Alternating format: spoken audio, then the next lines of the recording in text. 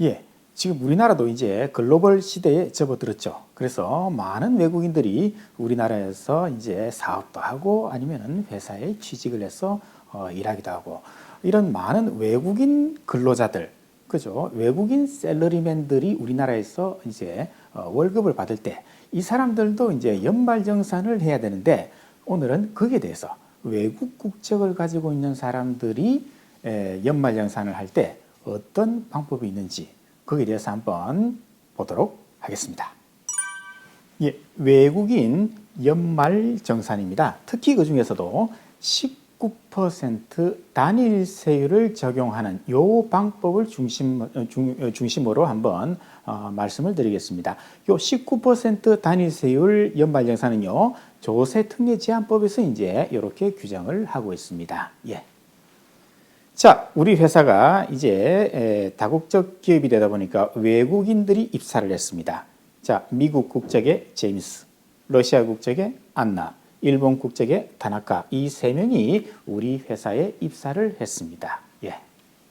그런데 제임스는요, 거주자랍니다. 안나는 거주자. 그런데 타나카는요, 비거주자랍니다. 이렇게 외국인들이 이제 거주자, 비거주자 이렇게 구분을 하는데요. 이 거주자, 비거주자는 국적에 따라서 하는 건 아니고요. 우리나라 사람도 얼마든지 거주자가 될 수 있고 비거주자가 될 수 있는데요. 어쨌든 이렇게 구분하는 거는 나중에 하고요. 나중에 다른 시간에 하도록 하고 일단은 제임스는 거주자, 안나는 거주자, 타나카는 비거주자라고 한번 가정을 해보겠습니다. 자, 그래서 이제 외국인 연말정산인데요. 외국인도 연말정산을 반드시 해야 합니다. 즉, 외국인이 우리나라에 와가지고 근로소득자라면, 즉 셀러리맨이라면은, 그죠? 이 사람들도 반드시 우리나라 사람들은 이제 매년 2월 달에 연말정산을 하지 않습니까? 이 사람들도 똑같이 우리나라에서 2월 달에 연말정산을 해야 됩니다. 그러면은 외국인의 연말정산은 하나, 두 개, 세 가지 방법이 있는데요. 첫 번째, 자, 외국인 거주자다. 그런데 이 사람은 연말정산을 하는 방식이 있습니다. 그죠? 요 연말정산은 우리나라 사람들이 하는 거하고 거의 똑같습니다. 자, 두 번째, 비거주자 외국인이 비거주자인데 연말정산 하는 방법. 요 방법이 있고요. 자, 세 번째 방법은 거주자, 비거주자 관계없이 누구나 아무나 단일세율 19%를 적용하는 연말정산을 할 수 있습니다. 따라서 아까 미국 국적의 제임스, 러시아 국적의 안나 이 두 사람은 거주자죠. 거주자라면은 요 방법을 선택할 수 있고요. 아니면은 요 방법을 선택할 수 있습니다. 일본 국적의 타나카는 비거주자 아닙니까? 그러면은 이 방식을 할 수도 있고 이 방식을 할 수도 있고 선택을 할 수가 있습니다. 자, 그러면 이제 거주자 연말정산을 한번 간략하게 한번 개요만 한번 볼게요. 자, 미국 국적의 제임스는 거주자, 러시아 국적의 안나는 거주자입니다. 이 두 사람이 이제 연말정산을 하는 방식은요, 우리나라 사람과 99% 동일합니다. 우리나라 사람과 99% 동일합니다. 따라서 연말정산이 아주 쉽죠. 우리나라 사람들하고 똑같이 하면 되니까. 그런데 요 1% 차이 나는 거는요, 딱 한 가지 차이 나는 게 있는데요. 그거 조금 이따 나올게요. 자, 이 사람들은 연봉이 낮은 사람입니다.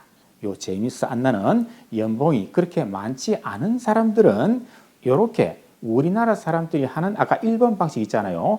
연말정산을 선택을 하면 훨씬 유리하다. 이렇게 나옵니다. 자, 그러면요. 그래서 보통 이제 우리가 과세 표준을 우리가 연말정산할 때 구하지 않습니까? 거기다가 이제 세율을 곱하죠. 그래서 대부분의 우리나라 근로자들의 대부분은요, 요 두 구간에 들어간다 그랬죠. 15% 아니면 6%. 그래서 만약에 아까 제임스, 안나 이 두 사람이 요 구간에 들어오는 사람이라면은 요 방식, 그렇죠. 우리나라 사람과 동일한 연말정산을 하는 이 방식을 택하는 게 좋겠죠. 왜? 아까 외국인 단일세율은 19%잖아요. 그래서 이런 방식이 유리할 거다 이겁니다. 자, 두 번째 비거주자입니다. 자, 타나카가 지금 이제 비거주자 외국인 아닙니까? 이 사람들도 연말정산을 우리나라 사람들 연말정산하고 같은 방식입니다. 똑같은 연말정산인데 자, 눌러주시죠. 그렇습니다. 공제 감면이 거의 없습니다. 공제 감면이 거의 없기 때문에 이 사람들은 상당히 불리하게 이제 연말정산을 할 수밖에 없다는 겁니다. 자, 그러면요. 이제 마지막 세 번째입니다. 19% 단일세율 연말정산입니다. 요 사람들, 외국 국적을 가지고 있는 사람들은 거주자, 비거주자 관계없어요. 다 선택할 수 있습니다. 따라서 이 세 사람이 다 요 19% 선택을 할 수 있습니다. 그런데 눌러주시죠. 가장 큰 단점은요, 공제, 감면, 비과세, 소득 일절 적용을 받을 수가 없습니다. 아무것도 받을 수가 없습니다. 그래서 이거는요, 19% 세율이기 때문에 고액 연봉자들한테 하면은 이거는 절대적으로 유리하게 나옵니다. 고액 연봉자, 그렇죠? 수억씩 받는 사람, 그렇죠? 수십억 연봉 받는 사람들은 당연히 이 방식을 선택을 해야 되죠. 예, 그래서 다음 페이지요. 그래서 보통 이제 과세 표준이 요 구간에 있는 사람들이죠. 35% 아닙니까? 단일세율은 19%죠. 따라서 요런 구간에 있는 사람들은 단일세율 19%를 적용하는 게 유리하게 나오는 경우가 많이 있다. 이렇게 되겠습니다. 자, 그럼 이제 우리나라의 연말정산 개요를 잠시만 보고 갈게요. 이걸 알아야 이제 개념이 잡히기 때문에 우리나라에서 연말정산 2월 달에 하지 않습니까? 총무팀에서 열심히 하죠. 총급여라는 개념을 반드시 알고 있어야 되죠. 총급여. 자, 총급여는요. 회사에서 받은 모든 것에다가 비과세 급여를 뺍니다. 회사에서 받은 모든 것은 뭡니까? 월급, 상여, 성과급, 뭐 기타 등등 하여튼 회사에서 받은 금전으로 받은 것 또는 현물로 받은 것 전부 다 합칩니다. 거기서 비과세 급여를 빼면은 총급여입니다. 그럼 비과세 급여는 대표적인 게 이 세 가지입니다. 대한민국 일반 회사에서 발생하는 비과세 급여는요. 대표적인 게 이 세 가지입니다. 이 외에는 그렇게 많지 않아요. 10대 10만 원, 자가운전 보조금 20만 원, 육아수당 10만 원. 요 세 가지를 만약 회사로부터 받았다. 그러면은 비과세 급여이기 때문에 회사에서 받은 모든 것에서 뺀다 그죠? 그럼 총급여가 나오죠? 이 총급여를 가지고 이제 연말정산을 시작할 겁니다. 이 총급여는요. 일반 자영업자로 예를 들면은 매출에 해당합니다. 매출입니다. 이게 자영업자는 이제 매출에 해당하는 게 근로자는 총급여다. 이렇게 되겠습니다. 자, 그다음 페이지요. 그럼 이제 연말정산하는 프로세스가 이렇게 쫙 나와 있죠. 총급여에서 근로소득공제를 뺍니다. 그런데 근로소득공제는 컴퓨터가 알아서 자동 산식으로 계산된다 그랬죠. 그래서 매출에서 이게 비용입니다. 매출에서 비용을 빼면 뭐가 나옵니까? 근로소득금액이 나옵니다. 우리 세법에서 무슨 소득금액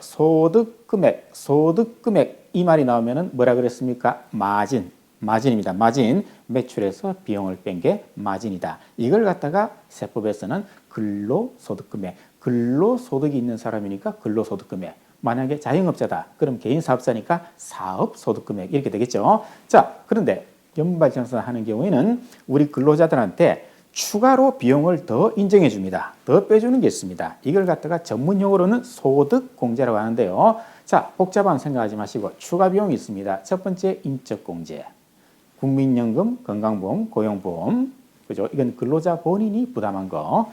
그 다음에 신용카드를 열심히 썼다면 신용카드 소득공제, 그 다음에 주택 관련 이자 비용, 청약저축을 내가 가입을 해서 납입을 했다. 이런 것들이 이제 추가 비용, 즉 소득공제로 들어옵니다. 그러면 근로소득금액에서 추가 비용을 빼면은 이제 이게 뭐랬습니까? 그렇죠? 과세 표준이죠. 과세 표준 다음에는 항상 세율이 따라온다 그랬죠. 그래서 과세 표준 곱하기 세율 하면은 1차적인 세금, 이게 산출세액입니다. 아직 끝나지 않았습니다. 여기서 끝나지 않았습니다. 자, 그다음에요. 그래서 우리 근로자들의 80% 이상은 다 과세 표준이 여기에 속한다 그죠? 여기에 속합니다. 그리고 이쪽으로 가는 사람은 일부 극소수의 사람이 이쪽으로 이제 들어가고 대부분은 다 여기서 왔다 갔다 하고 있죠. 자, 그래서 아까 매출에서 비용을 빼니까 마진이 나왔다. 거기서 추가 비용 소득공제를 해주니까 과표가 나왔다. 과세 표준에서 세율을 곱하니까 산출세액이 나왔다. 자, 여기서 그 다음 단계는 이제 세액 감면, 세액 공제 두 가지가 있는데요. 세액 감면은 대표적인 게 중소기업 취업자 소득세 감면 그게 있는데요. 세액 공제가 대부분입니다. 즉 세금을 디스카운트, 요게 세금 아닙니까? 이 세금에서 바로 빼주기 때문에 이게 세액 공제입니다. 바로 세금을 할인하는 제도죠. 자, 근로소득세 공제, 이거는 컴퓨터가 자동으로 계산합니다. 자녀가 있으면 자녀세 공제, 연금저축에 가입하면 연금저축세 공제, 내가 보장성 보험에 가입했다. 그럼 요거는 이제 보장성 보험료세 공제, 의료비 공제, 교육비 세 공제, 기부금 세 공제, 이런 여러 가지 항목들을 요게 세 공제죠. 그래서 산출세액에서 이런 공제 금액을 뺀다, 그죠? 자, 그다음에요. 자, 이제 마지막 프로세스입니다. 매출에서 비용을 빼면 마진이다. 추가로 비용을 빼준다. 그러면 과표가 나온다. 곱하기 세율을 한다. 산출세액이 나온다. 세액 감면, 세액 공제를 해준다. 그러면 결정세액. 제가 누누이 설명드립니다만은, 누누이 강조합니다만은, 우리가 근로자의 세금은 뭐다? 결정세액입니다. 작년 1년 동안에 뼈 빠지게 우리가 일을 해가지고 세금을 내는 거는 요겁니다. 요게 진짜 세금이라는 거죠. 이게 얼마냐가 중요한데요. 그런데 우리가 매월 원천 징수를 하거든요. 일정 금액을 떼지 않습니까? 그렇기 때문에 그거는 1년치 기납부세액을 이제 빼줘야겠죠. 그죠? 자, 그러면은 차감 징수세액이 나오는데요. 자, 눌러주시죠. 그러면 자, 요게 100만 원이고 이게 200만 원이었다. 그러면은 세금을 갖다가 내가 더 낸 거 아닙니까? 그럼 마이너스 100만 원 되겠죠? 그러면 이 사람은 웃죠? 왜? 환급이니까. 환급이니까. 그래서 13월에 월급이다. 이런 또 이상한 또 언론에서는 쓰지 않습니까? 그래서 이 사람은 해피하죠? 돈을 100만 원 받으니까. 자, 눌러주시죠. 그런데 이건 100만 원인데 이거는 90만 원밖에 안 된다. 그러면 10만 원 더 내야 되잖아요. 그럼 10만 원 더 내야겠죠? 이 사람은 우울하죠? 그래서 이 사람은 추가 납부 부릅니다. 환급 납부, 환급 납부 이렇게 나오겠죠. 자, 그다음에요. 예, 그래서 지금부터 이제 아까 세 가지 방법이 있다 그랬죠. 외국인의 연말정산. 이제 첫 번째 조금 구체적으로 볼게요. 첫 번째 거주자 연말정산입니다. 미국 국적의 제임스, 러시아 국적의 안나, 거주자 요 두 사람이 우리나라 사람과 똑같은 연말정산을 나는 할래 이렇게 선택을 했습니다. 자, 그러면은 우리나라 사람과 90% 아까 99%입니다. 요거 제가 변경을 안 했네요. 자, 99% 동일합니다. 그래서 연말정산이 쉽고 연봉이 대체적으로 낮은 사람한테 적용하면 좋다 그랬죠. 자, 보시면요. 이거는요. 우리나라 대한민국 국적을 가지고 있는 우리나라 근로자들하고 똑같습니다. 똑같은데요. 하나가 다른 게 있습니다. 버튼 눌러주시죠. 예. 청약저축이 있죠. 우리나라 사람들이 이제 주택 청약저축에 가입해서 이제 납입하지 않습니까? 거기에 대해서 일정 금액을 이제 소득공제 해주는 게 있는데, 외국 국적을 가진 사람들은요, 요거 자체가 이제 적용을 받을 수가 없습니다. 요거 하나 차이 납니다. 요거 하나 차이 나요. 인적공제 다 됩니다. 부양가족 다 돼요. 전부 다 됩니다. 청약저축 하나만 빼고 우리나라 사람하고 똑같다. 그래서 아까 99% 동일하다 이렇게 말씀드렸습니다. 자, 그다음, 네, 자 인적 잠깐 앞에죠. 그래서 인적 공제도 가능하다는 거, 요거 가능합니다. 배우자 공제 뭐 전부 다 자녀 그리고 아버지 어머니 이 사람도 다 인적 공제가 가능하다는 거. 예.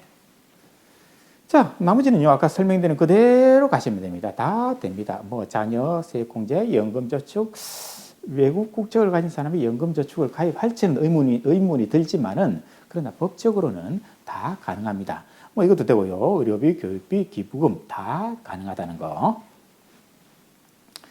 자, 두 번째 이제 비거주자의 연말정산. 다나카 이 사람이죠. 비거주자죠. 이 사람이 나는 한국 사람이 하는 연말정산을 선택할래 이렇게 했다면은 우리나라 사람과 방식은 같은데, 자, 문제는요. 공제 감면이 거의 없다 그랬잖아요.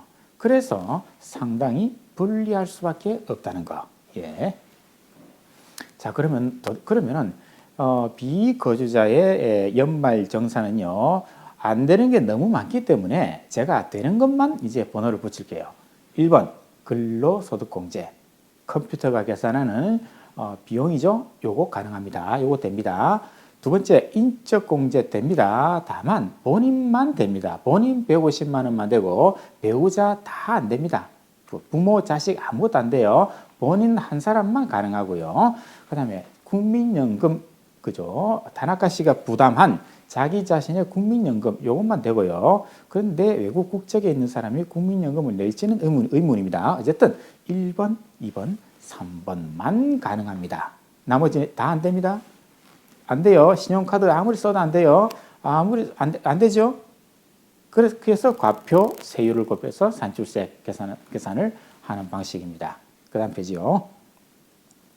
그래서 여기 쭉 나왔죠? 쭉 나왔죠? 감면 안 된다 그랬죠? 세액공제 안 된다 그랬죠? 하나만 딱 됩니다. 근로소득 세액공제. 컴퓨터가 알아서 계산해주는 근로소득 세액공제. 요거 하나만 딸랑 되고 이 나머지 무조건 안 된다는 거. 그래서 아까 비거주자의 연말정산은 상당히 불리할 수밖에 없겠죠. 그래서 이제 세 번째 방식 19% 단일세율 연말정산입니다. 요건 거주자, 비거주자 관계없이 모두 선택할 수 있다 그랬죠. 자, 요거는요. 공제, 자, 한번 버튼 눌러주시죠. 요거의 최대 단점은요. 공제, 감면, 비과세 소득 아무것도 안 해줍니다. 아예 없습니다. 통으로 없습니다. 이거는 뭐 이 중간에 하나라도 해준다 하나도 없어요. 하나도 없어요. 그래서 이 사람은 고액 연봉자가 유리할 수밖에 없습니다. 자, 그러면은 이 과세 기간, 자, 이거는요, 이 19% 단일 세율 적용은 반드시 외국 국적자만 가능합니다. 그래서 과세기간 종료일 현재 외국 국적자일 것. 예를 들어서 2021년도 연말정산을 한다면 2021년도 12월 31일 현재 외국 국적이냐? 그럼 가능합니다. 그러면 대한민국 국적을 가지고 있는데 외국 영주권이 있는 사람도 있겠죠? 자, 눌러주시죠. 이 사람은 안 됩니다. 안 됩니다. 순수한, 100% 순수한 외국 국적자만 가능하다는 거. 예. 자, 그런데 이 19% 단일세율 적용은요, 5년 동안 가능합니다. 예를 들어서 2021년도 7월 1일 그때 제임스가 입사를 했다. 그러면요, 입사한 그해 21년도 됩니다. 22년도, 23, 24, 25 이렇게 해서 5년 동안 이제 단일세율을 적용합니다. 따라서 2025년도 귀속분 연말정산까지 이 다나카는 이제 다나카든 뭐 어쨌든 간에 누구든지 간에 19% 5년간 19% 적용이 가능하다는 거. 그런데 여기 이제 중간에 법이 옛날에 한번 바뀌었죠. 그래서 2014년도부터 이제 바뀌어가지고 2013년도까지 입사한 사람은 기간이 무제한입니다. 무조건 그죠. 퇴사할 때까지 다 이 19%를 적용할 수 있는데 14년도 이후에 입사한 사람은 이제 5년밖에 안 된다는 그런 규정이 이때 이제 바뀌었죠. 자, 그러면 이제 19% 단일세율 연말정산을 다시 보면요. 일절 공제감면이 없다 그랬죠. 예. 그렇죠. 자, 그러면은 공제 감면 그리고 비과세 소득도 비과세 급여도 적용을 안 한다 했잖아요. 이 사람은 19% 앞 페이지 다시 가시죠. 공제 안 되죠. 감면 안 되죠. 비과세 소득, 비과세 급여도 적용 안 되죠. 자, 그러면은 비과세 급여 요 세 가지 있잖아요. 요 세 가지 자 눌러 주시죠. 당연히 뺄 수 없습니다. 당연히 다 세금으로 다 들어가야 돼요. 그리고 또 눌러 주시죠. 자, 회사가 부담하는 건강보험, 고용보험 요것도 플러스 해야 됩니다. 자, 우리가 건강보험, 고용보험은요. 회사가 50% 부담을 해주잖아요. 그 회사가 부담한 건강보험, 고용보험도 여기에서 플러스를 해야 됩니다. 그런데 실무적으로는요. 요걸 계산을 해서 더하기는 조금 쉽지는 않을 거예요. 물론 계산은 간단하게 할 수 있습니다. 본인이 부담한 금액을 그대로 집어넣으면 되는데 이걸 적용하기는 조금 그죠? 쉽지는 않을 것 같아요. 예. 자, 어쨌든 원칙은 이렇게 하라고 되어 있습니다. 당연히 이런 거 계산 안 하죠. 이렇게 연발정산 계산 안 한다 그랬습니다. 예. 당연히 이런 거 계산 안 하죠. 왜? 19% 단일 세율이니까 이런 거 절대 안 합니다.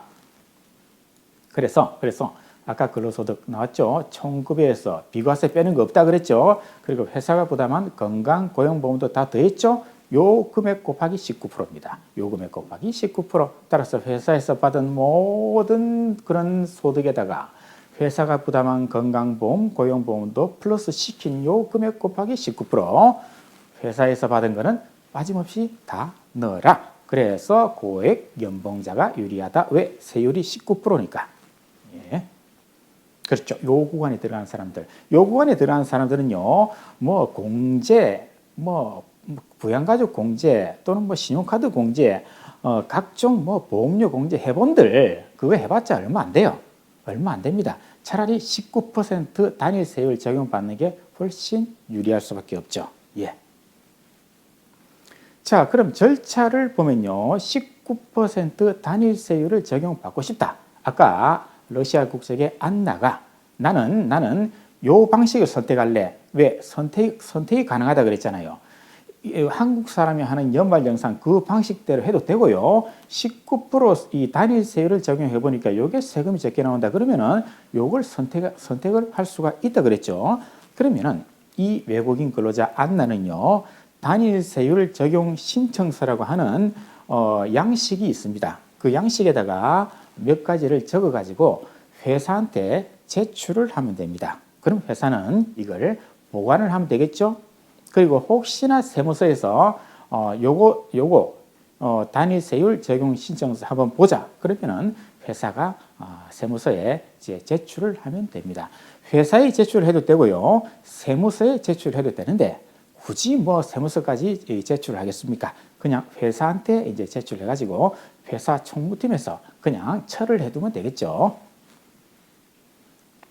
자, 요거는요, 단일 세율 변천사인데요. 요건 그냥 참고로 제가 말씀드릴게요. 참고로. 예, 그래서 이제 여기 이제 2008년까지는요, 총급여 곱하기 30%를 이제 소득공제 비용으로 넣는 방식은 17% 단일 세율 이렇게 이제 선택이 가능했죠. 그런데 2019년도 1년간은요, 15%, 17%에서 15%로 이제 더 혜택이 이제 주어졌죠.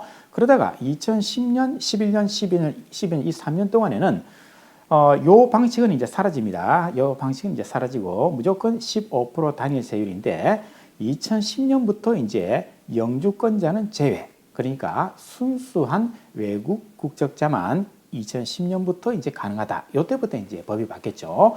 그러다가 2014년도에 또 크게 바뀌었죠. 2013년까지 입사한 사람은 기간 제한이 없다 그랬잖아요. 이 사람이 퇴사할 때까지 무조건 19% 단일 세율을 적용받을 수 있는데 14년도부터 입사자는요. 5년만 적용을 받고 또한 14년도 입사자부터는 특수관계법인으로부터 이제 월급을 받으면은 19%는 적용 안 한다 되어 있는데요. 30% 이상 지분을 가지고 있는 회사로부터 이제 돈을 받을 때 이제 적용이 됩니다. 그리고 이제 단일 세율 19%로 바뀐 거는요. 2017년부터 단일 세율 19%, 전에는 17%였거든요. 이게 19%로 이제 다시 바뀌게 되겠습니다. 예. 국세청이 얼마 전에 자료를 이제 발표했는데요. 거기 보면은 이제 우리나라에서 외국인이 연말정산한 게 무려 50만 명이 넘어간다 그러죠. 예, 50만 명에 가까운 그런 외국인 근로자들이 연말정산을 하고 있다 그럽니다. 예, 그렇기 때문에 이제 완전히 우리가 이제 글로벌 시대가 됐기 때문에 외국인 근로자가 있으면은 연말정산을 어떻게 하는가?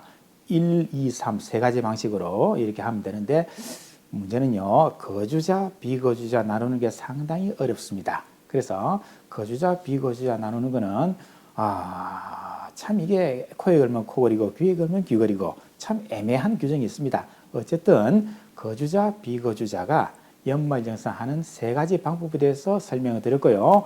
다음 시간에는 한번 직접 계산을 한번 해볼게요. 예를 들어 가지고 거주자, 비거주자, 19% 단위 세율 요 세 가지를 한번 동시에 한번 계산을 해가지고 금액이 어떻게 차이가 나는지 그걸 한번 비교를 해보겠습니다. 예, 다음 시간에 다시 찾아뵙겠습니다.